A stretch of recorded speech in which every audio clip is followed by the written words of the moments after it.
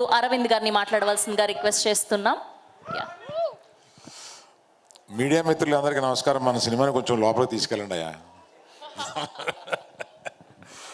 August 15న ఏదో ముహూర్తం పెట్టారు, సాయంత్రం 4 అన్నారు. అదేంటో పొద్దున చూడడం లేదంట, సాయంత్రం 4 నుంచి పెట్టాము, ఆగస్ట్ 15th అన్నారు.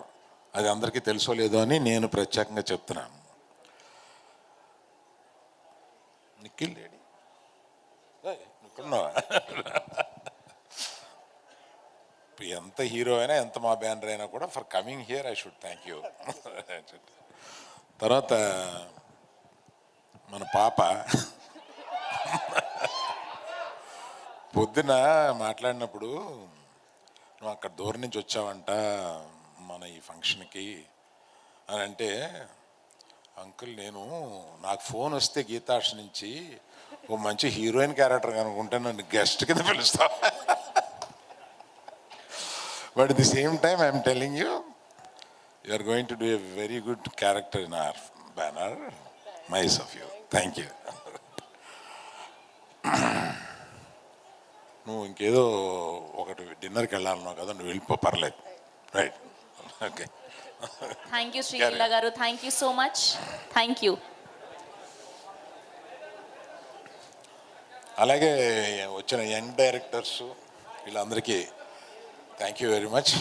నాకు ఇతన్ని ఒకసారి ఆఫీస్కి ఇలా రమ్మని ఇందాక చెప్పాడు కదా, పిలిచినప్పుడు ఒకటి అడిగాను, బాబు మరి పెద్ద ఫ్యామిలీ నుంచి వచ్చి ఎన్టీఆర్ బ్రదర్లేగా ఉండి కొడితే 4 అడుపడిపోతారు, 10 మంది పైకి లెగుస్తారు, అలాంటి క్యారెక్టర్ కాదు కదా ఇది, మామూలు పల్లెటూరు ఫ్రెండ్స్, 3 ఫ్రెండ్స్ కథ, ఇది పర్వాలేదా అన్న. మరి ఏం చెప్పాడో తర్వాత ఎన్టీఆర్ గారితో మాట్లాడినప్పుడు, ఎవడి కష్టం వాడు పడాలండి, ఏ ఫ్యామిలీ నుంచి వచ్చినా కూడా, ఎవడి డాష్ డాష్ వాడే అని అన్నాడు. అందుకని నీ కష్టం నువ్వు పడ్డావు, ఇందులో నీ టాలెంట్ నువ్వు చూపించావు కనుక న్యాచురల్గా పైకి వస్తావు. అలాగే అమ్మాయి కూడా చాలా, నేను పూజలో చూసి అమ్మాయిని, పూజలో సరిగ్గా డ్రెస్ అయి రాలేదు, వాసుని పిలిచి నాకు చూపించిన అమ్మాయి ఏంటి, ఈ అమ్మాయిని మార్చేసేవా అన్న.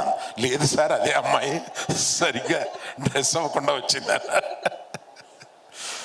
She has done extremely well in the film. చాలా బాగా చేశాం రియల్లీ.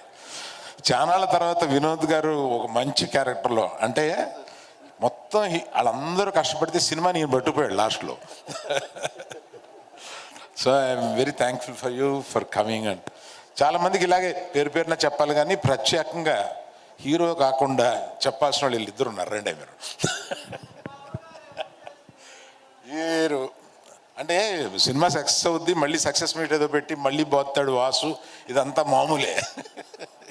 కానీ వీళ్ళిద్దరూ చేసింది మీరు అప్పటికి సినిమా చూసుంటారు కాబట్టి అప్పటికి మీకు తెలుస్తుంది, వీళ్ళిద్దరూ చించి వదిలేశారు సినిమాలో. అంటే మామూలుగా చేయలేదు వీళ్ళు, ఇంత యాక్టర్లు ఏమైపోయారు వీళ్ళు అని అనిపించే అంతగా అంత బాగా చేశారు. సినిమాని ఎత్తి నిలబెట్టడానికి one of the main reasons వీళ్ళు. అలాగే రామ్ మిర్యాల గారు ఉన్నారు, వీళ్ళ పేరు తెలీదు. సో వారు, సో థ్యాంక్ యూ ఆల్. తప్పకుండా ఈ సినిమా చూశాను, చాలా బాగుంది. లాస్ట్లో చాలా హార్ట్ఫుల్గా ఉండి సినిమాని మొత్తం ఎంజాయ్ చేసి ఒక గుడ్ ఫీలింగ్తో పైకి లెగుస్తాము. 15వ తారీఖున సాయంత్రం. ఇందులో వాసు గురించి చెప్పాలంటే, ఈ వాసు కాదు నేను తిడతాను, నేను పర్వాలేదా, ఎంతసేపు అయినా తిట్టచ్చు. ఇతనితో కథ చెప్పించాడు, ఈయన మాయగాడు చెప్పడం. అలా నేను తర్వాత వాసుని పిలిచాను, ఏమయ్యా ఫస్ట్ డైరెక్షన్ ఇస్తున్నాము, కథ బాగా చెప్పాడు, ఇది గ్యారంటీగా ఇలా వస్తుందని ఎలాగా అన్నట్టు, నాది గ్యారంటీ అన్నాడు. ఏం పెట్టావో నువ్వు వాసుకి? నాది గ్యారంటీ ఏంటి, 10 కోట్ల గ్యారంటీ ఎవడిస్తాడా, నాది గ్యారంటీ అన్నాడు. కానీ రషెస్ చూసిన తర్వాత నీ గ్యారంటీ అర్థమైందా. కాకపోతే నువ్వు ఫస్ట్లో బడ్జెట్ చెప్పేటప్పుడు, బడ్జెట్లో మెయిన్ సార్ వర్షం కాని టైంలో తీస్తున్నాం, వర్షానికి 1 crore అని ఇచ్చాడు, అంతకన్నా ఎక్కువ ఖర్చు పెట్టాడు. ఓ, వర్షానికి ఓ బడ్జెట్ ఇచ్చిన ప్రొడ్యూసర్. అలాగే అది మీరు ఏమన్నారు అర్థమైంది సార్. ఆఫీసర్ మధ్యలో ఒక బడ్జెట్ ఇచ్చి దాన్ని డబల్ చేసామనే కదా. ఇప్పుడే ఆయన ఏదో నెంబర్ చెప్తే మిస్ అయ్యాను, సున్నాల్లో కొంచెం వీక్ అంతే సార్. అదే సార్, ప్రొడ్యూసరే కదండి, అది నెంబర్లో మరి అలా చెప్తే ఎలాగ సార్ మీరు? ఇప్పుడు అల్లు అర్జున్ గారు ట్వీట్ చేసిందండి, 6 million వెళ్ళింది సార్, ఇప్పుడు చూస్తే 9 million అయింది. మీరు 6 lakhs అన్నారు.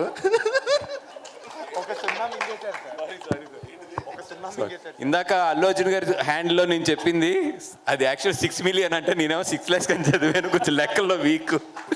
ఇప్పుడు యాజ్ ఆఫ్ నౌ 9 million అంటే nearly 1 crore with in 7 hours.